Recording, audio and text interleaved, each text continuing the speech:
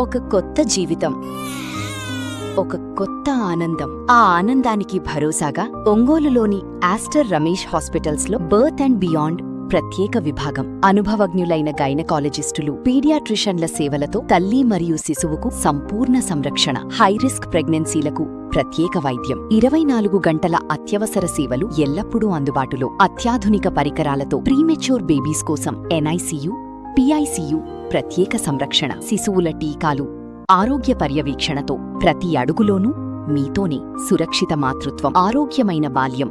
Birth and beyond at Aster Ramesh hospitals.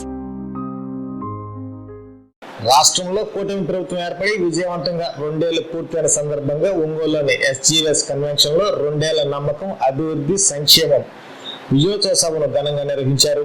ఈ కార్యక్రమానికి జిల్లా ఇన్ఛార్జ్ మంత్రి ఆనం రామనారాయణ రెడ్డి, మంత్రులు గొట్టిపాటి రవికుమార్, డోలా బాలవీరాంజనేయ స్వామి ముఖ్య అతిథులుగా హాజరయ్యారు. ఈ సందర్భంగా వారు మాట్లాడుతూ గత ప్రభుత్వం రాష్ట్రాన్ని 10 లక్షల కోట్ల అప్పుల్లో ముంచిన సీఎం చంద్రబాబు నాయుడు అప్పులు తీరుస్తూనే అభివృద్ధి, సంక్షేమాలను 2 కళ్లుగా ముందుకు తీసుకెళ్లారని కొనియాడారు. ఇచ్చిన మాట ప్రకారం మెగా డిఎస్సి ద్వారా 16,340 టీచర్ పోస్టులను భర్తీ చేశారని, దీనిపై ప్రతిపక్ష వైసీపీ చేస్తున్న ఆరోపణలు అవాస్తవమని మండిపడ్డారు. రిషికొండ ప్యాలెస్ పేరుతో ప్రజల సొమ్మును జగన్ వృధా చేశారని విమర్శిస్తూ అమరావతి, పోలవరం, వెలుగొండ ప్రాజెక్టులు పూర్తి కావాలంటే కూటమి ప్రభుత్వం శ్రీరామ రక్షణ అన్నారు. ఈ సభలో ఎంపీ మాగొండ శ్రీనివాసరెడ్డి, ఎమ్మెల్యేలు దామచర్ల జనార్దన్, ముక్కు ఉగ్రనరసింహారెడ్డి, బిఎన్ విజయకుమార్, జిల్లా collector Rajababu, SP Harshavardhan Raju, AP state creative and cultural chairman Shrimati Podapati Tejaswini, Darsi TDP incharge Shrimati Gottipati Lakshmi, వడా chairman Shaik Riaz, PDCC bank chairman Kamepalli Seetharamaiah, గ్రంథాలయ చైర్మన్ శ్రీమతి సుచిత్ర వీరయ్య చౌదరి, ఒంగోలు మాజీ మేయర్ శ్రీమతి గంగార సుజాత మరియు కూటమి నేతలు, అధికారులు పెద్ద సంఖ్యలో పాల్గొన్నారు. ముందుగా జలధార, జలహారతి దాని మీద ఏవి ప్రజెంట్ చేయవలసిందిగా గౌరవ మంత్రివర్యులు, ఈ జిల్లా ఇన్ఛార్జ్ మంత్రివర్యులు శ్రీ ఆనం రామనారాయణ రెడ్డి గారిని కోరుకుంటున్నాను. ప్రకాశం జిల్లా ప్రగతి. ఈ ప్రకృతిలో నడిచే నీటిని నిలబెట్టాలి, నిలబడిన నీటిని భూగర్భ జలాలుగా మార్చాలి, భూమిని అన్నీ కూడా పూర్తిగా నింపే బాధ్యత తీసుకోవాలి. ఈ చెరువు నీటితో కలకలలాడాలి. కురిసే ప్రతి వర్షపు బొట్టు రైతుల జీవితాల్లో ఆనందాన్ని నింపాలి. ఈ లక్ష్యంతోనే ప్రకాశం జిల్లా కలెక్టర్ శ్రీ పి రాజాబాబుకల సమన్వయంతో పనిచేస్తూ జిల్లా వ్యాప్తంగా సమగ్ర 96 చెరువుల పరిస్థితిని పరిశీలించి వాటిన్నారు. మా బయోస్వచ్ఛంద సేవా సంస్థ దాదాపుగా సిఎస్ఆర్ ఫండింగ్ తో ఈరోజు ఏదైతే అబ్బాయిపాలెం పెద్దకి దాదాపుగా 5,000 ట్రిప్పులని ఐటీసీ తరఫున మేము బయోస్వచ్ఛంద సేవా సంస్థ. దామచర్ల జనార్దన్ రావు గారు, ఆనరబుల్ ఎమ్మెల్యే ఒంగోలు. అదేవిధంగా మన జిల్లా ఇన్ఛార్జ్ మంత్రివర్యులైనటువంటి Shri Anam Ramanarayana Reddy garu, honourable minister for endowments. అదేవిధంగా honourable minister for social welfare, disabled senior citizen welfare, Swarnagramam, Swarna ward minister Shri Dola Shri Bala Veeranjaneya Swamy garu. అదేవిధంగా Shri Gottipati Ravikumar garu, honourable minister for energy. Shri Kancharla Srikanth garu, honourable MLC chief whip. Shri Magunta Srinivasareddy garu, honourable member of parliament Ongole. Shri Mukku Ugra Narasimhareddy garu, honourable MLA గనిగిరి. Shri B N Vijayakumar garu, honourable MLA S N Padu. Shri Inturi Nageswararao garu, honourable MLA Kandukur. Shri Nukasani Balaji garu, honourable chairman Andhra Pradesh tourism development corporation. Shri Damacharla Satya garu, honourable chairman AP maritime board. Shri Gottipati Lakshmi garu, Darsi constituency incharge. Shri Mareddy Srinivasareddy garu, honourable vice chairman of Andhra Pradesh state agriculture mission. Shri Vijay Kumar garu, honourable chairman Mala corporation. Shrimati P Tejaswini garu, honourable chairman AP state creativity and cultural commission. Doctor K Seetharamaiah garu, chairman PDCC bank. Shri Sheikh Riyaz garu, honourable chairperson of Ongole urban development authority. Shri Seggam Srinivas garu, honourable president BJP Prakasam district. Shrimati Sucharitha garu honourable chairperson జిల్లా గ్రంథాలయ సమితి, Shri are Venkatrao గారు AMC chairman, హాజరైనటువంటి media మిత్రులు, party సభ్యులు, జిల్లా ప్రజలందరికీ, మరి ముఖ్యంగా ప్రకాశం జిల్లా ఇక్కడ విచ్చేసినటువంటి ప్రకాశం జిల్లా ప్రజలందరికీ కూడా ముందుగా స్వాగతం పలుకుతున్నాం. ఇప్పుడు ఈ 2 ఏళ్ల పాలనలో జిల్లా సాధించినటువంటి ప్రగతి, సంక్షేమం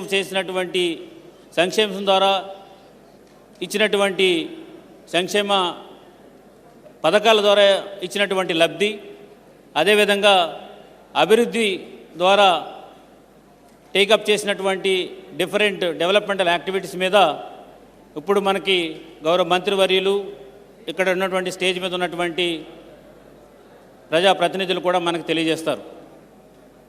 నేను ఒక విషయం మీకు చెప్పదలుచుకున్నాను. ప్రభుత్వం నిర్దేశించినటువంటి లక్ష్యాలను జిల్లా యంత్రాంగం అంతా కూడా, నాతో పాటు పోలీస్ అందరం కూడా ఒక కోఆర్డినేషన్తో వర్క్ చేస్తూ ప్రజలందరికీ కూడా చేరువగా ఉంటున్నామని ఈ సందర్భంగా తెలియజేస్తున్నాను. మరి ముఖ్యంగా మన జిల్లా డ్రాట్ ప్రోన్ ఏరియా, వాటర్ అనేది చాలా చాలా ఇంపార్టెంట్.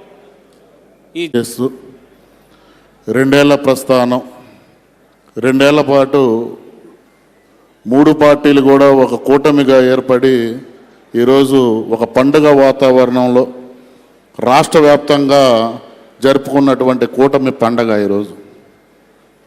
ఇది ఒక పార్టీ విజయం కాదు, ఇది కూటమి విజయం. ఏదైతే 2024 ఎన్నికలకి ఆనాటి ప్రభుత్వం సైకో ముఖ్యమంత్రిని తిరస్కరించినటువంటి రోజు, తుది తీర్పు ఇచ్చేది ప్రజలే అనేది ప్రజాస్వామ్యంలో ఓటు ద్వారా తీర్పు ఇచ్చినటువంటి రోజు. చివరికి అహంకారపూరితమైనటువంటి నిర్ణయాలు తీసుకున్నటువంటి ఆనాటి వైసీపీ ప్రభుత్వాన్ని కూలగొట్టి ప్రతిపక్ష పాత్ర కూడా లేకుండా చేసినటువంటి ప్రజాస్వామ్యంలో ప్రజలు ఇచ్చినటువంటి తీర్పు చాలా మంచి అభిప్రాయం ఆంధ్ర రాష్ట్రానికి. ప్రజలు ఇచ్చినటువంటి తీర్పుని కూడా కాదని,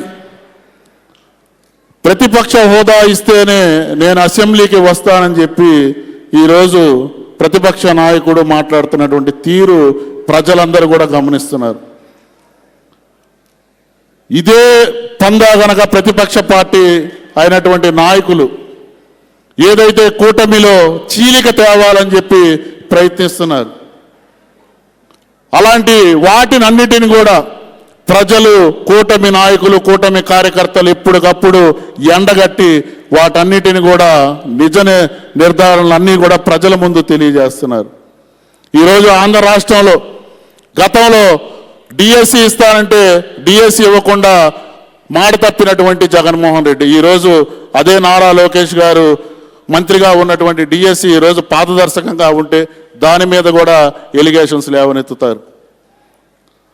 2000 ఎన్నికల ముందు పంచాయతీరాజ్ శాఖ మంత్రి ఎవరో తెలియదు, అసలు పంచాయతీరాజ్ శాఖ ఉందని కూడా ప్రజలు మర్చిపోయినటువంటి పరిస్థితులు. ఎక్కడో 24వ స్థానంలో ఉన్నట్టు పంచాయతీరాజ్ శాఖని ఈరోజు ఆంధ్ర రాష్ట్రంలో మొదటి స్థానానికి తెచ్చినటువంటి ఘనత ఈ రాష్ట్ర ఉప ముఖ్యమంత్రి పవన్ కళ్యాణ్ గారిది. అలాగే ఈరోజు లా అండ్ ఆర్డర్, కార్పొరేషన్స్ చైర్మన్లు, కార్పొరేటర్లు, ఇతర నాయకులు, నా సహ ఉద్యోగులు, ఇక్కడికి వచ్చేసినటువంటి ప్రజానికానికి అందరికీ కూడా నా హృదయపూర్వక నమస్కారాలు తెలియజేసుకుంటున్నాను. ఈరోజు మనకు ఈ 2 ఏళ్ల పాలనలో మన పోలీస్ డిపార్ట్మెంట్ సంబంధించి కూడా ఎంతో పురోగతి సాధించడం జరిగింది.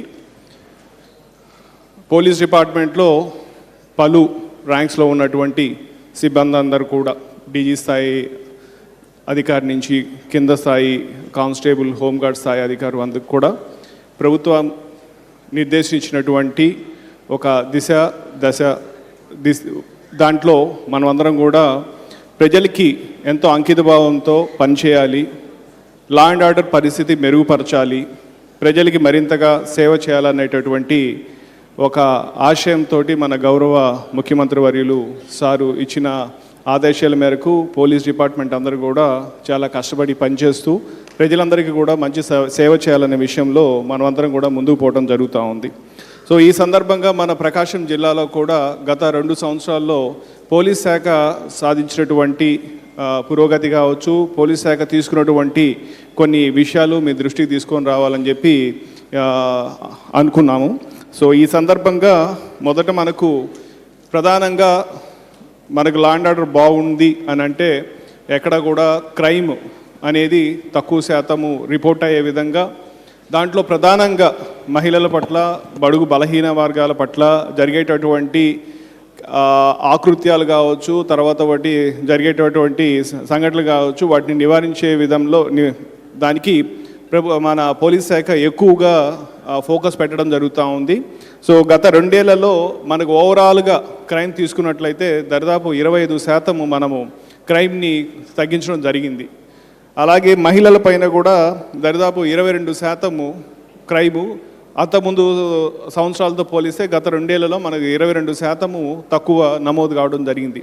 సో దీనికి కారణం ప్రధానంగా పోలీస్ శాఖ తీసుకున్నటువంటి ఇనిషియేటివ్స్ కావచ్చు. మహిళల భద్రత కోసం మనం శక్తి టీమ్స్ అని గవర్నమెంట్ ఇంట్రడ్యూస్ చేసిన తర్వాత ఆ శక్తి టీమ్స్ కావచ్చు, మిగతా అధికారులందరూ కూడా మహిళలకి అవేర్నెస్ క్రియేట్ చేసే విధంగా, వాళ్ళకి అవగాహన పెంచే విధంగా పలు విషయాల మీద, గృహహింస కావచ్చు, సైబర్ క్రైమ్ కావచ్చు, ఇతర క్రైమ్స్ అన్నిటి పట్ల వాళ్ళకి అవగాహన పెంచి వాళ్ళని ఎంపవర్ చేసి వాళ్ళ పట్లే జరిగేటటువంటి క్రైమ్ అంతటి కూడా తగ్గించేదానికి కూడా మనం కృషి చేశాం.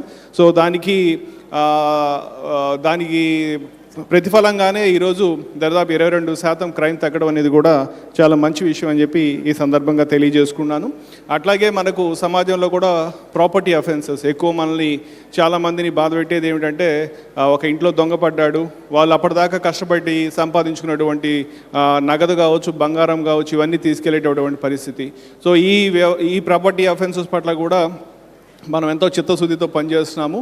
లాస్ట్ 2 ఏళ్లలో కూడా ప్రాపర్టీ అఫెన్సెస్ కూడా మనకు రిపోర్ట్ అయ్యేవి చాలా తగ్గాయి. దీనికి కారణం ఏంటంటే మనకు ఈ సీసీటీవీ కెమెరాస్ టెక్నాలజీని ఎక్కువగా అడాప్ట్ చేసుకోవడం, మనం సీసీ కెమెరాస్ ఇన్స్టాల్ చేయడం కానీ, తర్వాత పోతే నేరస్తులు వాళ్ళ మూమెంట్ నియంత్రించడానికి మనము వాళ్ళ ఫింగర్ ప్రింట్స్ తీసుకోవడం అని, తర్వాత పోతే డ్రోన్స్ ఫ్లై చేయటం కానీ, ఇట్లా పలు అంశాలు, పలు టెక్నాలజీ ఇనిషియేటివ్స్ మనం తీసుకోవడం వల్ల మనకు ఓవరాల్గా కూడా ప్రాపర్టీ అఫెన్సెస్ కూడా మనకు తగ్గేటటువంటి పరిస్థితి. అట్లాగే మనము ప్రజలకి కొంచెం వాళ్ళకి ఏమంటాము, లా అండ్ ఆర్డర్ పట్ల కావచ్చు, శాంతి భద్రతల పట్ల వాళ్ళకి నమ్మకం పెంచే విధంగా మన ప్రకాశం జిల్లాలో కూడా సంతోషం. ఈరోజు 2 ఏళ్ల పరిపాలనలో ఈ ప్రభుత్వం సాధించిన ప్రగతి, ఈ ప్రభుత్వం పేద బడుగు బలహీన వర్గాల సంక్షేమం చేస్తున్న కృషిని, ఈ ప్రభుత్వం మాటల ప్రభుత్వం కాదు చేతల ప్రభుత్వం అని చెప్పడానికి, 2 ఏళ్లలో ఏదైతే సాధించిన దాన్ని ఒకసారి మనమందరం కూడా పునఃసమీక్ష చేసుకోవటానికి ఇవాళ ఈ రాష్ట్ర ప్రభుత్వ అధికారులకు వచ్చిన కూటమి గారు జనవరి మాసంలో చనిపోయినారు. మాది చాలా నిరుపేద కుటుంబం. అయితే నేను పరీక్షల్లో మొదటి స్థానంలో ఉండే వ్యక్తిని 50 మార్కులు తక్కువ వచ్చినాయి, 438 మార్కులతో పాస్ అయ్యాను. మా నాన్నగారి చనిపోయారు అనేటటువంటి దిగులు ఎక్కువ. ఈరోజు కూటమి ప్రభుత్వం ఏర్పడిన తర్వాత 2 సంవత్సరాల పరిపాలన అంటే మన ముఖ్యమంత్రి నారా చంద్రబాబు నాయుడు గారు ఆలోచనలు ఎటువంటి అనేది మీకు తెలుసు. దాదాపు 48 సంవత్సరాల రాజకీయంలో జీవితంలో వారు 4 సార్లు ముఖ్యమంత్రిగా కూడా పనిచేస్తూ ఈసారి వచ్చినప్పటి నుంచి ఉన్నప్పుడు 2024 సంవత్సరం ఎన్నికలు అయిన తర్వాత నుంచి ఘన విజయం సాధించి 144 సీట్లు సంపాదించిన తర్వాత ఎన్డీఏ ప్రభుత్వంలో వారు ప్రధానమంత్రి గారు నరేంద్ర మోడీ గారితో కూడా ఎన్నో సమాలోచనలు కూడా చేసిన తర్వాత ఆంధ్రప్రదేశ్ అభివృద్ధి ఏం చేయాలనేది ఆలోచించి పథకాలు తీసుకురావటం చూసాం. వారికి 2 కళ్ళు అభివృద్ధి సంక్షేమం అనేది ఎప్పుడు కూడా అభివృద్ధి ఒక పక్క కూడా ముందు రావాలి, సంక్షేమం కూడా ముందుకు సాగాలనే దానికి ముఖ్యంగా కూడా లోకేష్ బాబు గారు అయితే మన విద్యాశాఖ మార్చులు కూడా విద్యారంగంలో విప్లవాత్మకమైన మార్పులు కూడా తీసుకొస్తూ రాష్ట్రంలో కూడా అంటే ఢిల్లీలో ఎక్కువగా కేంద్ర మంత్రులు కూడా కలుసుకుంటూ అభివృద్ధి కార్యక్రమాల్లో రావాల్సిన ఆంధ్రప్రదేశ్ రాష్ట్రానికి కావాల్సిన నిధులు కూడా వారు కూడా తీసుకురావటం అనేది ప్రథమ పాత్ర చూస్తున్నాం. ఇక పారిశ్రామికంగా చూసుకున్నప్పుడు అభివృద్ధి అనే దానికి మన గౌరవ ముఖ్యమంత్రి వారు నారా చంద్రబాబు నాయుడు గారు పదవీ బాధ్యతలు చేపట్టిన తర్వాత అంటే 23 నెలల కాలంలో 23 లక్షల రూపాయల పెట్టుబడులు కూడా తీసుకురావటం అనేది భారతదేశంలోనే ఏ రాష్ట్రానికి కూడా రానిది.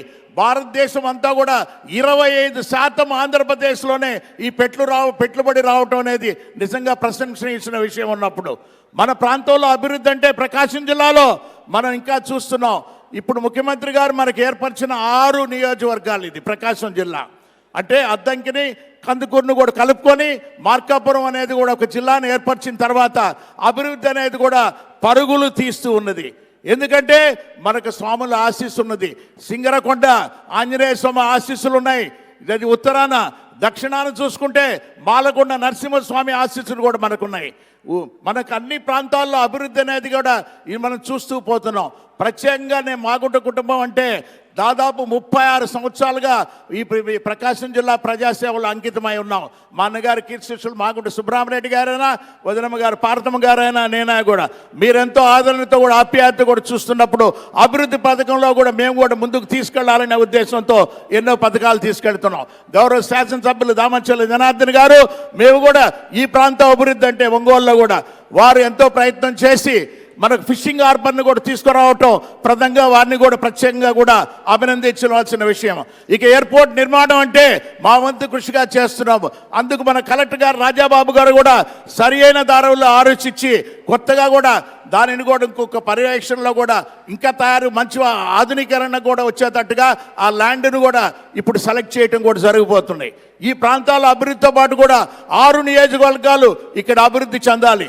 అదేవిధంగా కందుకూరు ప్రాంతంలో అయితే రామాయపట్నం పోర్టు వచ్చినందువల్ల మనకు అక్కడ ఏర్పడే పరిశ్రమలు అనేది కూడా చూస్తున్నాం. బీపీసీఎల్ ప్రాజెక్ట్ రావటం, ఇండో సోలార్ ప్రాజెక్ట్ రావటం, వీటికన్నిటికి కావాల్సిన ఆన్సిలరీ ఇండస్ట్రీస్ కూడా తయారవుతున్నాయి. అది కాకుండా ఒంగోలు పట్టణం అంటే ఇది నగరం. ఇది ఈ నగరానికి వచ్చిన తర్వాత మున్సిపల్ కార్పొరేషన్ అనే దానికి అన్ని హంగులు ఏర్పరచాల్సిన అవసరం ఉంది. మన ఇండస్ట్రీస్ అనేది దాదాపు 4 లక్షల కోట్ల రూపాయలతో పెట్టుబడులు అనేది ప్రకాశం జిల్లాలో రాబోతుంటే మనకు కావాల్సిన టౌన్షిప్ అనేది కూడా అవసరం. అందుకు కలెక్టర్ గారు కూడా ఇంటిగ్రేటెడ్ మోడల్ టౌన్షిప్ అనేది కూడా ఒక 200 ఎకరాల్లో అక్కడక్కడ క్లస్టర్స్ కూడా చేయాలనే ఆలోచన రావటం కూడా ఒక మంచి ఆలోచన. మనం అన్ని అభివృద్ధి సంస్కరణలు ముందుకు తీసుకెళ్లాలనేది ముఖ్యమంత్రి గారు చంద్రబాబు నాయుడు గారు ఆలోచన. అదేవిధంగా ప్రధానమంత్రి మోడీ గారు అయితే ఆంధ్రప్రదేశ్కి అన్నీ కూడా నిన్ననే మన దేవాదాయ శాఖ మార్చులు చెప్తుంటే ఆనందకరమైన విషయం. అది శ్రీశైలం వెళ్ళాలనంటే మనం దూరాల నుంచి అయినా కూడా అడవి ప్రాంతంలో వెళ్లకుండా ఎలివేటెడ్ హైవే కారిడార్ అనేది దాదాపు 12,000 కోట్ల రూపాయలతో కూడా దానిని నిర్మాణం చేయాలని ఆలోచించినారంటే ప్రధానమంత్రి గారు ఎప్పుడు కూడా మన శ్రీశైలం అనేది వారి మనసుల్లో కూడా గుర్తున్నది అనేది తెలుపుతున్నాను. ఈ అభివృద్ధి కార్యక్రమాలకి బాగుంట కుటుంబం ఎప్పుడు కూడా తోడు వాడు ఉంటుంది అనేది కూడా మీకు మరొకసారి కూడా తెలుపుకుంటూ ఇటువంటి చక్కటి కార్యక్రమం అంటే 2 ఏళ్ల పరిపాలన, 2 ఏళ్ల నమ్మకం. ఇది పూర్తిగా నమ్మకం ఉన్నదనేది ప్రజల్లో కూడా మనకు కనపడుతూ ఉన్నది అనేది ఈరోజు డిస్ట్రిక్ట్ అడ్మినిస్ట్రేషన్ రాజాబాబు గారు వారిని కూడా ప్రత్యేకంగా అభినందిస్తూ సెలవు తీసుకుంటున్నాము. వారి యొక్క ఆలోచనల్ని ద్వారా మనల్ని అందరినీ ముందుకు నడిపిస్తున్నారు. వారికి ఈ సభాముఖంగా హృదయపూర్వక ధన్యవాదాలు తెలియజేసుకుంటున్నాను. అలాగే వారు ప్రవేశపెట్టిన సూపర్ 6 నడుస్తున్నాయో పరిగెడుతున్నాయో నాకు తెలియదు, కానీ వారు ప్రవేశపెట్టిన మరొక అద్భుతమైన శక్తి పథకం, స్త్రీ శక్తి పథకం జెట్ స్పీడ్తో వెళ్తుందని చెప్పడానికి నేను గర్విస్తున్నాను. ఎందుకంటే నేను ఒక లబ్ధిదారురాలిని. స్త్రీ శక్తి పథకం ద్వారా నేను ఎంతో లబ్ధి పొందుతున్నాను. ఎలాగంటే మా ఊరు నుంచి టౌన్కి రావాలంటే ఇంతకుముందు ఛార్జీలు ఉండేవి. మాకు వచ్చే అరకొర జీతాల్లో ఛార్జీలు కనీసం 2,000 నుంచి 3,000 వరకు ఖర్చు అవుతూ ఉంటాయి. అయితే కుటుంబ అవసరాలకి మాకు వచ్చే జీతాలు సరిపోయేవి కావు. కానీ ఇప్పుడైతే ఈ స్త్రీ శక్తి పథకం ద్వారా నాకు 2,000 నుంచి 3,000 వరకు ఆర్థిక స్వావలంబన లభిస్తూ ఉన్నది. దాని ద్వారా నేను కుటుంబాన్ని పోషించుకోగలుగుతున్నాను. నేనే కాదు, ఈ వేదిక ముందున్న మహిళలంతా జరగాలి.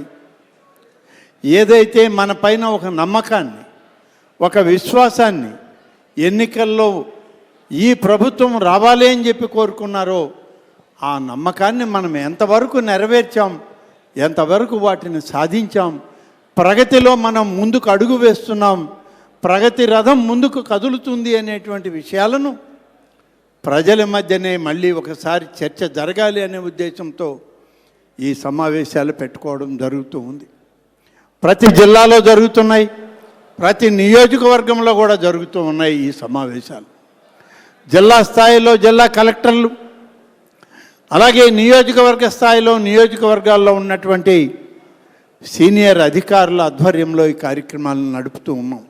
ఇటీవలే తిరుపతిలో 3 పార్టీలకు సంబంధించినటువంటి కూటమి నాయకులు, మన ముఖ్యమంత్రి, మన నాయకుడైనటువంటి చంద్రబాబు నాయుడు గారు, భారతీయ జనతా పార్టీ రాష్ట్ర అధ్యక్షుడు మాధవ్ గారు, అలాగే జనసేన ఇవాళ మన రాష్ట్ర ఉప ముఖ్యమంత్రిగా ఉన్నటువంటి శ్రీ పవన్ కళ్యాణ్ గారు, ఎన్డీఏ కూటమిలో ఈ 3 కలిసి ఈ రాష్ట్రంలో జరిగేటువంటి కార్యక్రమాల్ని ప్రజలకు విశదీకరించడానికి ఒక ప్రయత్నం తిరుపతిలో దేవదేవుని యొక్క పాదాల చెంత ప్రారంభించాం. అది కొనసాగుతూ ఉంది. మరొక 4 రోజుల పాటు ఈ రాష్ట్ర ప్రతి ప్రాంతంలో, ప్రతి నియోజకవర్గంలో ఈ సమావేశాలు పెట్టి, సమావేశాల ద్వారా ఆయా ప్రాంతాల్లో మనం ఏమి చేశామనేటువంటి విషయాల్ని చెప్పే ప్రయత్నం ప్రభుత్వం నుంచి ఇవాళ అధికారికంగా చేయడానికే ఈ సమావేశాలు. ఇందులో వేదిక పైన ఉన్నటువంటి సహచర సోదర మంత్రివర్యులు గొట్టిపాటి రవికుమార్ గారు, అలాగే బాలవీరాంజనేయ స్వామి గారు, అధ్యక్షులైనటువంటి ఉగ్ర నరసింహారెడ్డి గారు, మామగారు అయినటువంటి మాగుంట శ్రీనివాసులరెడ్డి గారు, శాసనసభ్యులు, గౌరవ శాసనసభ్యులు, జిల్లా కలెక్టర్ గారు, ఎస్పీ గారి ఆధ్వర్యంలో అధికార యంత్రాంగం, వేదిక పైన ఉన్నటువంటి అనేక మంది అతిరథ మహారథులు ఈ జిల్లాలో ప్రగతి రథాన్ని ముందుకు నడుపుతూ ఉన్నారు. ఈ యొక్క కార్యక్రమంలో మీతోటి కలిసి భాగస్వామిని అయ్యేటువంటి అవకాశం నాకు అందించినటువంటి ప్రతి ఒక్కరికి పేరు పేరు నా ప్రత్యేకంగా ధన్యవాదాలను తెలియజేస్తూ ఉన్నాను. ఈనాడు ఈ జిల్లాలో ఇప్పుడే జిల్లా కలెక్టర్ గారితో మాట్లాడాం. ఉన్నటువంటి అన్ని రకాలుగా అభివృద్ధిని, ఒకసారి సంక్షేమాన్ని మనం ఇవాళ చూస్తే ఈ 2 సంవత్సరాల కాలంలో సంక్షేమానికి 7,163 కోట్ల రూపాయలు ఈ కూటమి ప్రభుత్వం పేద మధ్యతరగతి వర్గాల ప్రజలకి అందించింది అని చెప్పి నేను మీకు మనవి చేస్తున్నాను. అన్ని విషయాలు పెద్దలందరూ కూడా చెప్పారు. ఏ ఏ శాఖలో ఎలా వచ్చింది, ఏ ఏ పద్దుల్లో ఎంతెంత ఖర్చు పెట్టాం, ఎన్ని లక్షల మందికి అన్నదాత సుఖీభవ్ ఇచ్చాం, తల్లికి వందనం ఇచ్చాం, స్త్రీ శక్తిని ఇచ్చాం, ఇలా ప్రతి ఒక్కటి కూడా చెప్పడం జరిగింది. ఇవన్నీ కలిపి ఈ జిల్లాలో, ప్రకాశం జిల్లా ఒక్క దాంట్లో 7,163 కోట్ల రూపాయలు ఈ ప్రభుత్వం ఖర్చు చేసింది ఈనాడని చెప్పి మీకు మనవి చేస్తాము. అలాగే అభివృద్ధి సంక్షేమంలో, సంక్షేమం ఒకవైపు ఆలోచన చేస్తూ అభివృద్ధిలో ముందుకు పోవాలని చెప్పే తపనతో అభివృద్ధికి అవసరమైనటువంటి సాంకేతిక పరిజ్ఞానంతో కూడుకున్నటువంటి అనేక శాఖల్లో 3,068 కోట్ల రూపాయలు ఇప్పటికే ఖర్చు చేయడం జరిగింది. ఇవన్నీ వచ్చే పరిశ్రమలతో కాదు, ఇవన్నీ లేకుండానే పంచాయతీరాజ్ కానీ, R&B కానీ, విద్యుత్ శాఖ కానీ, ఇలాంటి అనేక శాఖల్లో జరిగిన అభివృద్ధి 3,068 కోట్ల రూపాయలు. 2 సంవత్సరాల్లో ఒక్క ప్రకాశం జిల్లాలోనే ఈరోజు 10,200 కోట్ల పైచిలకు ఇవాళ అభివృద్ధి సంక్షేమాన్ని ఈ ప్రభుత్వం మనకు అందించింది. అంటే మరి చెప్పిన మాట నెరవేర్చుకున్నటువంటి ప్రభుత్వంగా, చెప్పినటువంటి వాగ్దానాలని నెరవేర్చిన ప్రభుత్వంగా ఒక నమ్మకాన్ని, విశ్వాసాన్ని ఈ ప్రభుత్వం మరింత ఎక్కువ బాధ్యతతో రాబోయేటువంటి 3 సంవత్సరాల కాలం దీన్ని కొనసాగించడానికే ప్రభుత్వం పనిచేస్తూ ఉంది. ఈ సందర్భంలోనే మరి అన్ని శాఖల వివరాలు చెప్పారు. ఇవాళ దేవాదాయ శాఖ, దేవాదాయ శాఖ ఎక్కడుందో గడిచిన 5 సంవత్సరాల్లో గత ప్రభుత్వంలో మర్చిపోయాం. దైవానికి కూడా విలువ లేనటువంటి పరిస్థితి, దైవం గురించి చెప్పాలన్నా కూడా చెప్పలేని పరిస్థితి, ఒక దుస్థితి ఈ రాష్ట్రంలో నిలబడ్డది. ఈరోజు ఆధ్యాత్మిక ఆంధ్రప్రదేశ్ రావాలి అనేటువంటి సంకల్పంతో గౌరవ ముఖ్యమంత్రి గారు, అలాగే పవన్ కళ్యాణ్ గారు, నరేంద్ర మోడీ గారు చూపినటువంటి మార్గం ఆంధ్రప్రదేశ్ రాష్ట్రంలో ఇవాళ ఆధ్యాత్మికత పెరగాలి.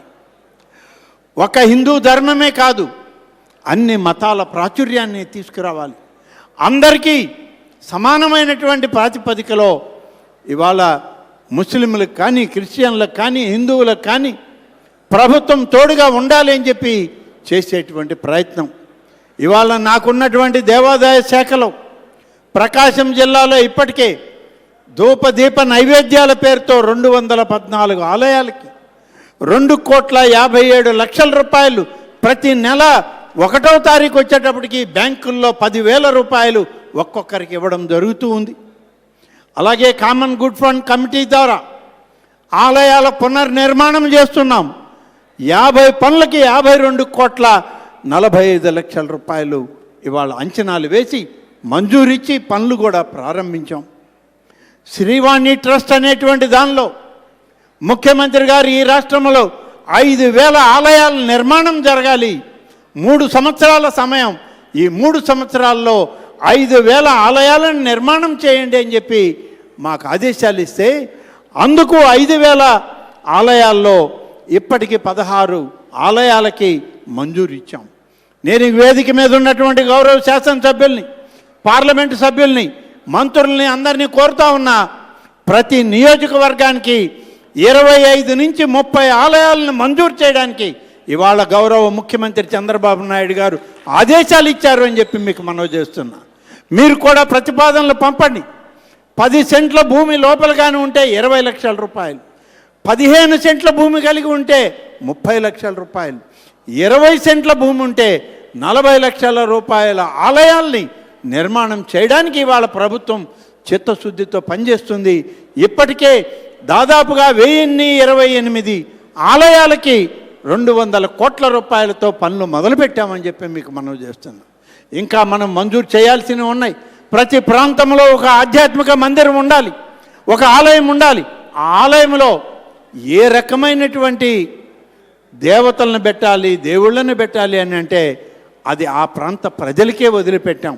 రామాలయం కావాలన్నా, శివాలయం కావాలన్నా, అమ్మవారి ఆలయం కావాలన్నా, ఏ ఆలయం కావాలంటే ఆ ఆలయం నిర్మాణం చేయడానికి ఇవాళ రాష్ట్ర ప్రభుత్వం ప్రజల యొక్క మనసులను ఎరిగి ఆ యొక్క దేవుల యొక్క సేవలో అందరూ ఉండడానికి ఈరోజు ఈ కార్యక్రమాన్ని చేస్తూ ఉన్నాం.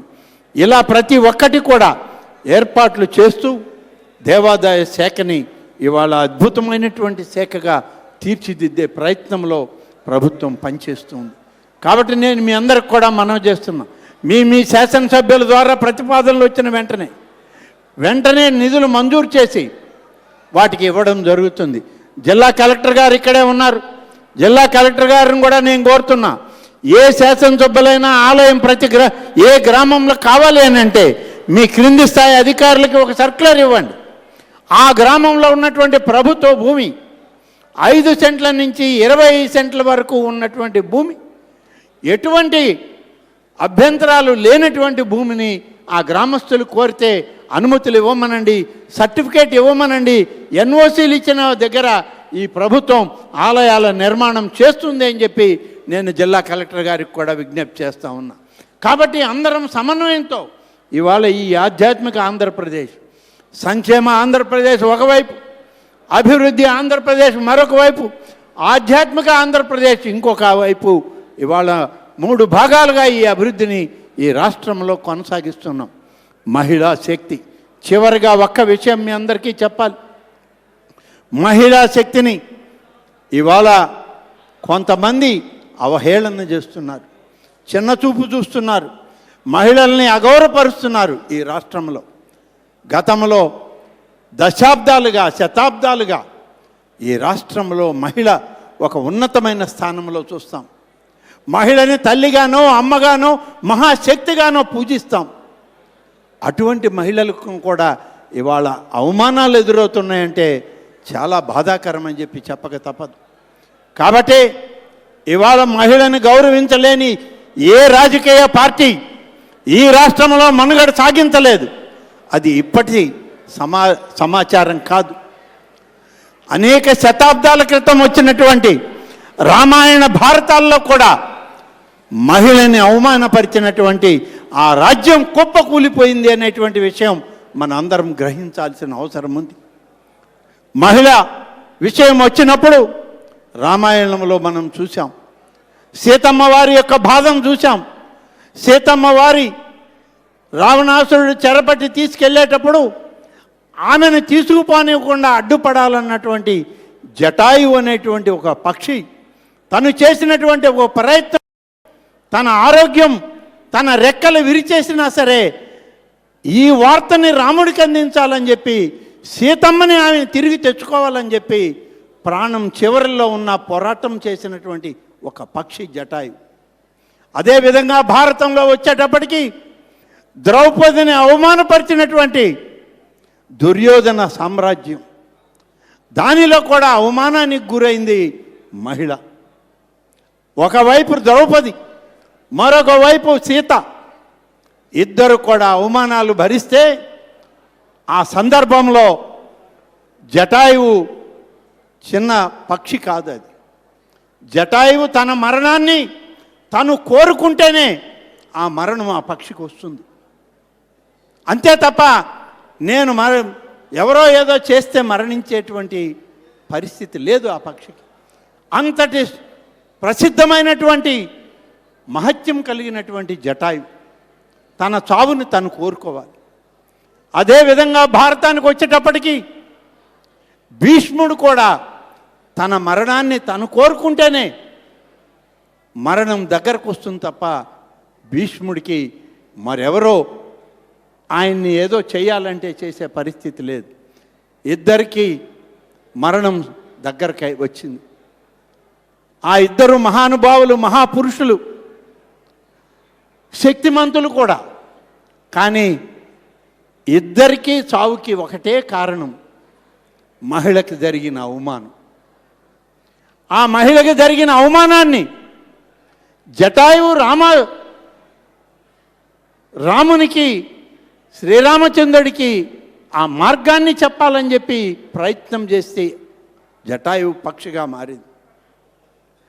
భీష్ముడు తన కంటి ముందే ద్రౌపది వస్త్రాపహరణం, తన సామ్రాజ్యంలో ఒక మహిళ, రాణివాసంలోని ఒక రాణి, ఆమెకు అవమానం, వస్త్రాపహరణం జరిగితే తలదించుకొని కళ్ళు మూసుకున్నాడే తప్ప ఇది తప్పు, దుర్యోధన ఇది చెయ్యొద్దు అని చెప్పి ఆయన మాట్లాడలేదు.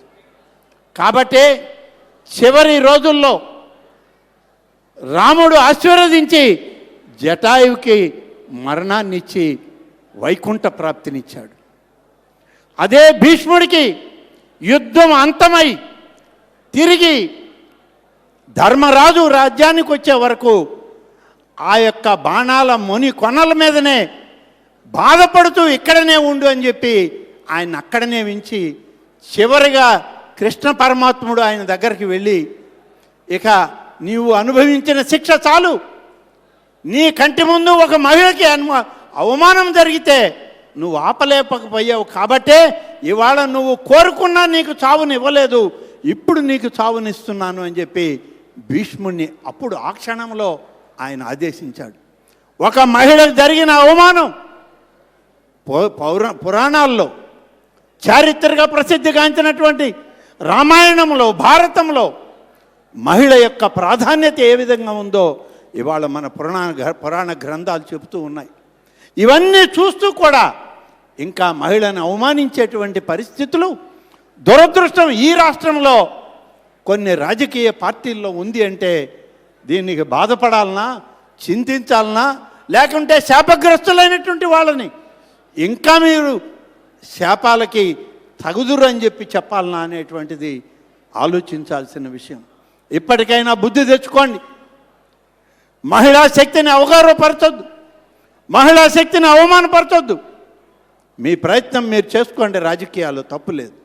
అంతేగాని ఒకరిని విమర్శిస్తే, ఒకరిని తోలనాడితే, ఒకరిని అవమానపరిస్తే దానిలో ఏదో లబ్ధి చేకూరుతుందంటే ఇంకంత పతనం తప్ప మీకు ఏమాత్రం కూడా రాజకీయ లబ్ధి పొందలేరు అని చెప్పి ఈ సందర్భంగా తెలియజేస్తూ, మనం కూడా అందరం ఏకం కావాలి.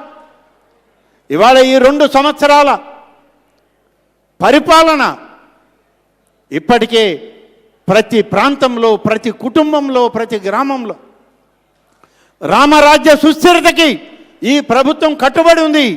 3 పార్టీల ఎన్డీఏ పాలనలో చంద్రబాబు నాయుడు గారు, పవన్ కళ్యాణ్ గారు, నరేంద్ర మోడీ గారి ఆశీస్సులతో ఇవాళ ఎన్డీఏ కూటమి రామరాజ్య స్థాపనకి ఈ రాష్ట్రంలో పనిచేస్తూ ఉన్నాం.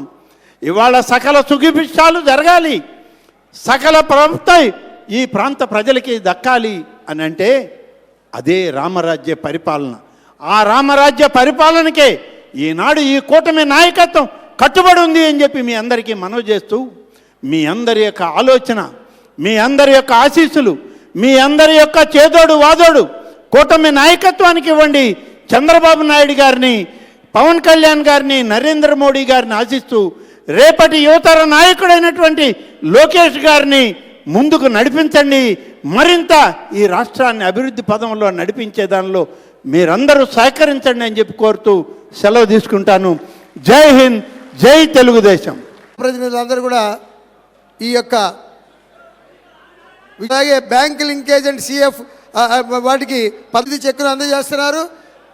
ఆ తర్వాత మెప్మా బ్యాంక్ లింకేజ్ కింద 918 మందికి 10,24,00,000 రూపాయలు చెక్కును అందజేస్తున్నారు. అలాగే డిఆర్డిఏ ప్రోగ్రాం కింద మంత్రివర్యులు డాక్టర్ బాల వీరాంజన స్వామి గారికి మరి ఇతర శాసనసభ్యులకి, ఇతర ముఖ్య నాయకులందరికీ పేరు పేరున ధన్యవాదాలు.